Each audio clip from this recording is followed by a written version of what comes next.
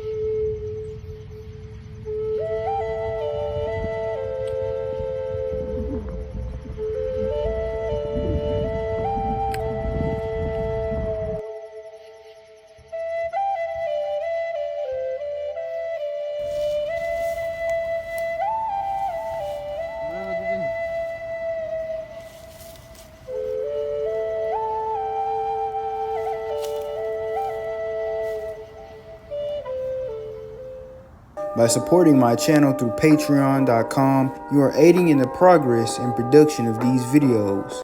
You are also helping me raise the funds to launch official archaeological excavations throughout North America to uncover more true Hebrew artifacts and remains in this land.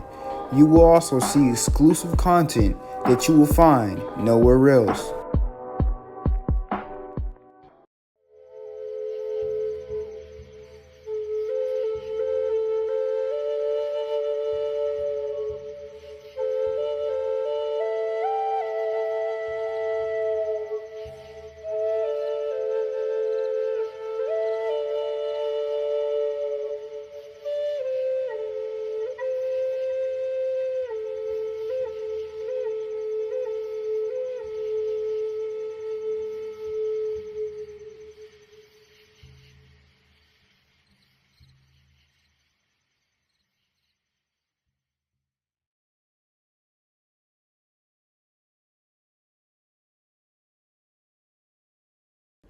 Okay guys, this is the wood. I'm still working on its flatness right now. Just want to tell you that I'm going to get it as skinny as possible. And I'm going to make it so skinny to where I can actually bend it. All right, that's what we want. Right here is the area where I'm going to grip it at. This is the part I'm going to hold my hand at. So this is going to be the biggest part. Every other part is going to be slender and skinny. All right, we're going to just make it, shave it into it's flat and bendable.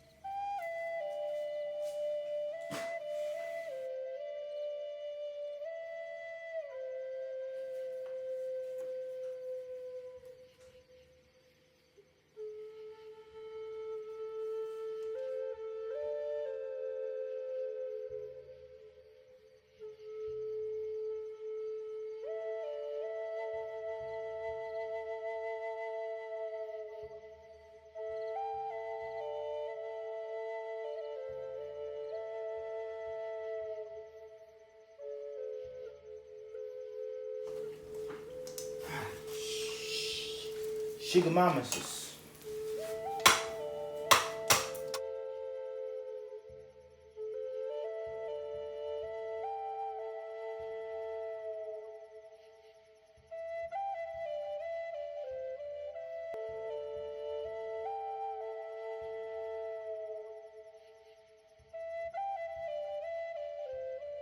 And it bends evenly on both sides now. It's not gonna look like it because this side already looks bent, while this side already looks straight. But I can just show you what I'm talking about. Both sides bend evenly now. And now the fun part, actually turn this stick into a bow. Okay, you're gonna want your string to go kind of high up in the bow, because if it goes low in the bow, you're not gonna have that much tension. So you want your string to go high in the bow. and you're gonna want to put a notch at the back of the bow, the part of the bow that faces directly away from you. So I'm gonna put a notch with my saw, my rusty handyman saw.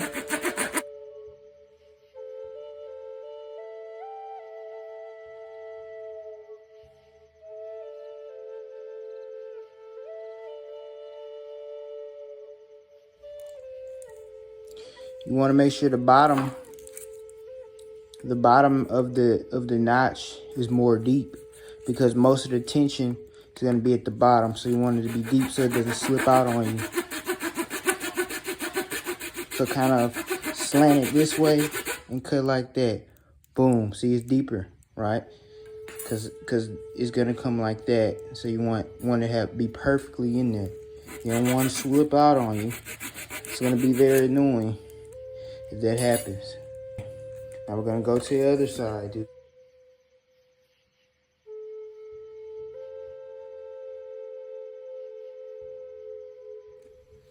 So now, it's the part we've all been waiting for. We're gonna attach our string.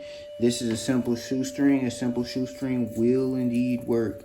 You don't have to go get your highly expensive archery string from Academy or whatever. You just use a simple old shoestring and it works, you know, it works just as good. And a simple overhand knot will be good. You don't have to do a super detailed knot with it. A simple overhand knot will do good. Just do a double knot. All right. Make sure it's as tight as you can possibly get. If you need to do, yeah. Make sure you do a double knot just like I did. All right, now we're gonna go all the way down with it.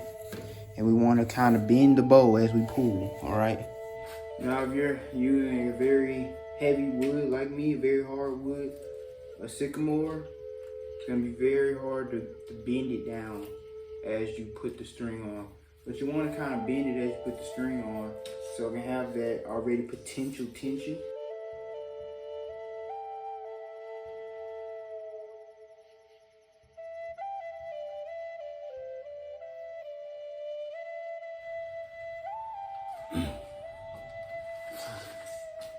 Okay, now for the other side, you might wanna wrap it tightly, tighter than the other side, just so it can have, you know, you can do something with the extra string. Let's look at this. Look at that bend. Beautiful. Very beautiful bend.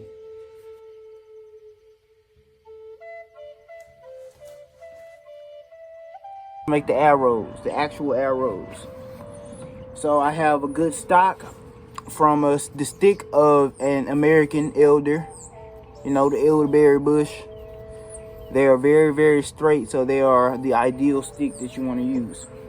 They're also very heavy, so when you carve them, they're gonna have a good weight to them.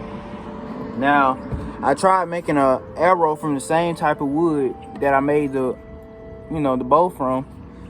And this wood is too light, so basically it doesn't shoot too far. This wood is smaller than, you know, the first arrow I made, but it shoots way better. It goes farther, it's straight. Aerodynamics is amazing. I'm gonna add some feathers to the tip of this, but let's focus on what I did to get this. Very simple. Just take your stick, you get a knife. I use the Bushmaster. Very good wood cutting knife. Just cut the edge of it, cut the top of it, and make it to a sharp blade. You can also sharpen on some concrete. Either way will work. I don't really have to do much with this stick because it's a very good shape and size. I don't even have to shave it. Now this one, on the other hand, is very fat, very big, and it is very heavy. I cannot shoot it like this. I have to shave it. So when we shave, you want to get a good grip on it and go down. American elder is very poisonous. So when you're cutting off the bark of this plant, you must make sure you don't have any open wounds on your hands. Look at your hands closely. Make sure you don't have any open wounds on your hands, because if you do, if that gets in your bloodstream, you will be very sick. I'm not gonna say you're gonna die, but you will be very sick without a shadow of a doubt. So when cutting this, we want to make sure we're getting it as straight as possible. As we can see, it's already got a little curve in it. We don't want that curve because of aerodynamics.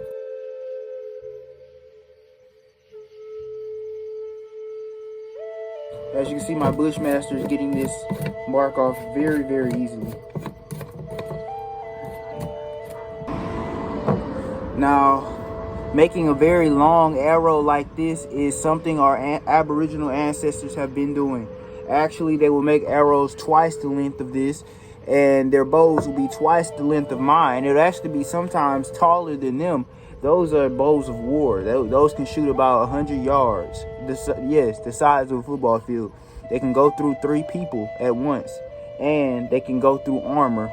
And also, they're more effective than the musket rifles were of the conquistadors. So whenever the Aboriginal Americans were going against the conquistador in battle, a lot of the times the American Indians would actually win in battle because they had these large, heavy arrows that can go through armor, and large, heavy bows as well. So, you know, the Aboriginal weapons were not primitive. They were actually very advanced compared to guns. They outdid guns. But let's stop talking about history. That's for other videos. We're just gonna continue making this arrow.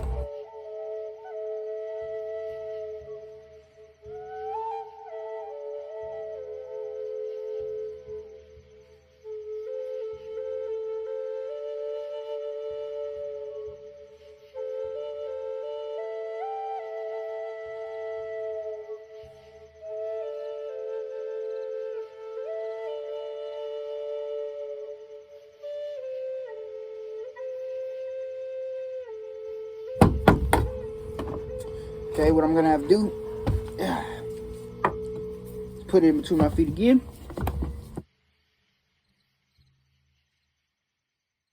And I'm gonna turn this heavy part into a sharp point. What you might find easier is taking a brick like this and going like this.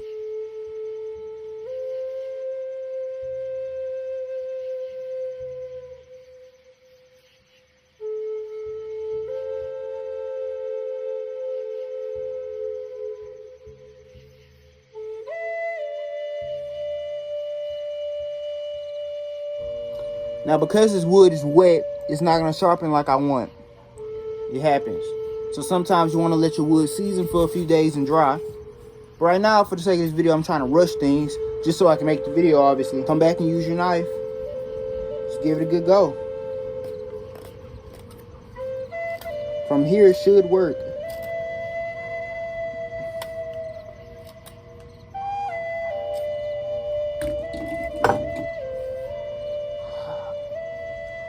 Very sharp now, right? Okay. Having bricks is a very important survival item, I should say, because bricks will let you sharpen things. You can even sharpen metal. I made this metal arrowhead out of a spoon, sharpened it on a brick. So I'm saying, like, you can even sharpen metal with it. That's why they're very important to have.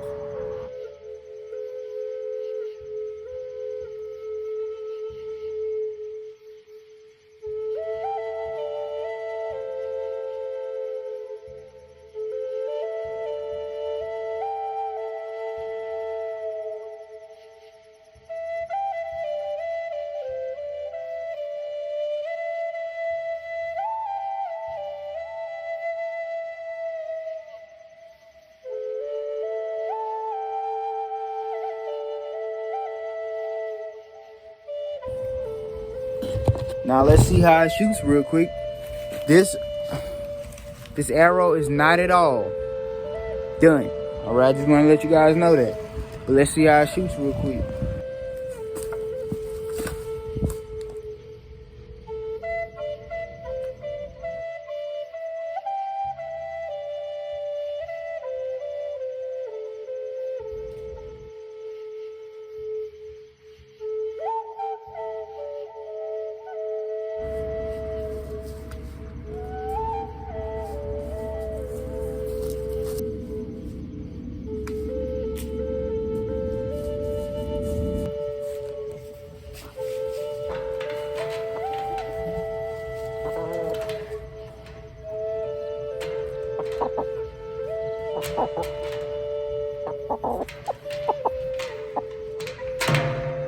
Calm down.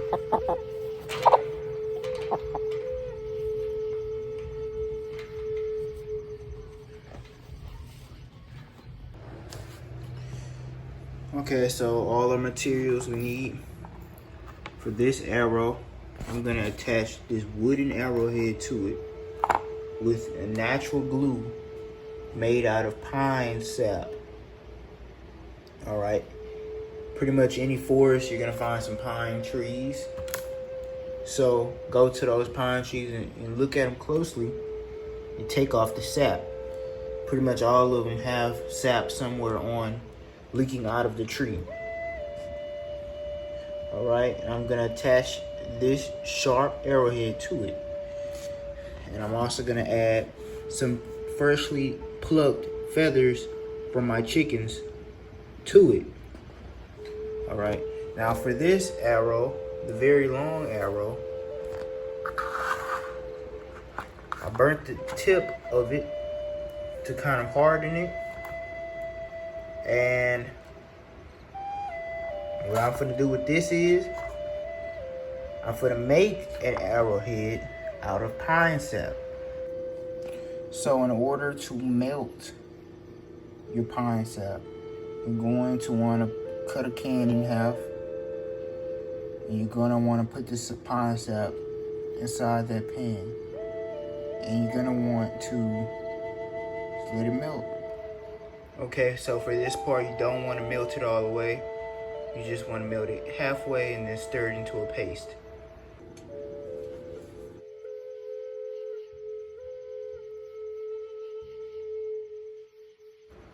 So now this is a better texture.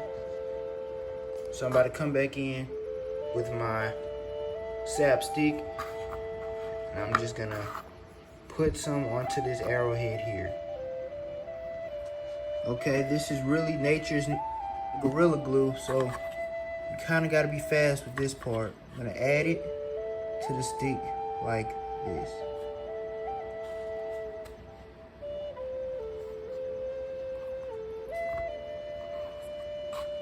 As you can see, stuck to the stick now. You want to squeeze it on as tight as possible.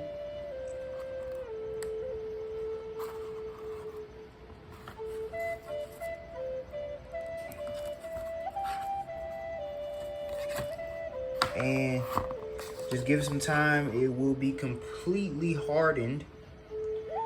Okay guys, this is our finished product. It's very sharp and very, very hard. Very, very hard.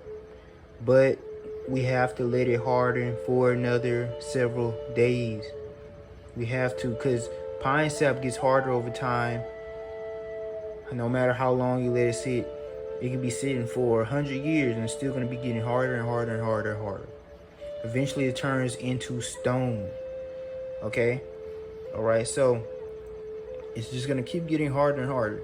So I'm just going to let this sit and get harder and harder. And what I'm going to do after that is I'm only going to use this arrowhead to shoot an animal when I need to hunt. Alright? I'm not going to practice with this. So I'm gonna make my fletching of my arrow out of my chicken's feathers. Yeah, they're not big at all. They're very disappointing feathers. I just didn't want to hurt my chickens, you know what I'm saying? But yeah, I'm gonna make some fletchings. Here we go. Okay, so these feathers help with aerodynamics. So you must cut the feathers in half, and just know that it's very hard to do with these small feathers. Next time I do this, I will use larger feathers, all right? I just don't want to accidentally grab the feathers of a dead, unclean bird, you know, have an unclean arrow. So I prefer getting my feathers from my chicken. You know, if I can catch an unclean bird alive and take its feathers, that would be good. But, you know, can't just trust feathers on the ground because it could come from a dead bird. I don't know. I just be thinking a lot. So, you know, I got these chicken feathers and cut them in half. I'm going to add more tar or pine sap to the bottom of this in 4 lines and add the feathers to them in those 4 lines. It's important to understand that most arrowheads are made out of obsidian stone or flint stone when we're talking Aboriginal American arrowheads. However, I simply do not have obsidian or flint in my area. So naturally, you have to work with what you do have, and that's pine sap.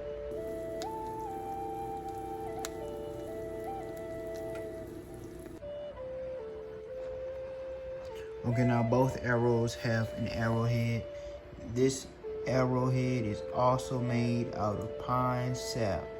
Alright, like I said, since I cannot find any flint or obsidian stone in my area, work with what I have, and that is pine sap, which does get very hard. Now, I did begin to add the feathers, but there's one more step. So the arrowhead is here and it's stronger than ever. But let's not forget about the feathers. Now, I know these look a little bad, but these feathers are 100% on this arrow. They are not going to come off of this arrow at all. Also, these feathers make this arrow 100% aerodynamic. I use pine pitch, aka pine sap, that is melted down into its black as glue. And voila, it's on there. That's all you gotta do. Now, it doesn't look good as all those other people who make them. You know why? Because this is my first time, and as I'm learning, I'm teaching. And I hope that I am allowing other people to want to do this too, to connect to their roots. And I guarantee you, when Israelites or whoever was making arrows for war, they wasn't taking their time making sure the feathers look good. They just put the mugs on there, especially with this pine sap. This pine sap is extremely strong, just in case you don't know that. It is literally, not an exaggeration, but literally stronger than Gorilla Glue and dries up faster than hot glue. Okay, so it needs to actually, like, honestly, if they could sell this in stores, they would, but they don't, because it dries up so fast that it cannot even be bottled. So as soon as you put it on something, it's gonna dry up at least 3 seconds later. You know what I'm saying? So I will show you practice with this arrow in the next clip. This is the long arrow, and it's very suitable for my bow because my bow is pretty long. However, I'm not gonna add feathers to it in this video. I'm very sorry. The reason being is this is gonna need some big feathers. So I really don't need feathers on my arrows. I know how to shoot an arrow straight and far without feathers.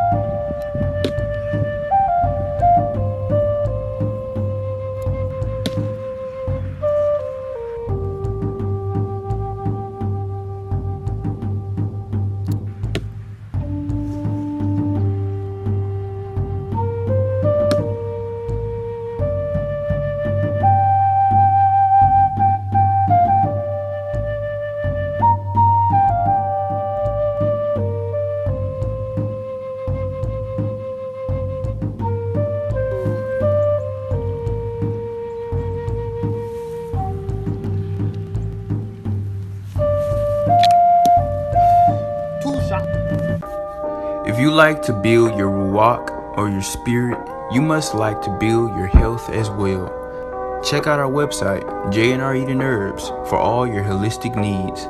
We have over 100 quality products that include supplements, teas, soaps, incenses, tonics, and more at very affordable prices. Click our link in the description to heal yourself today.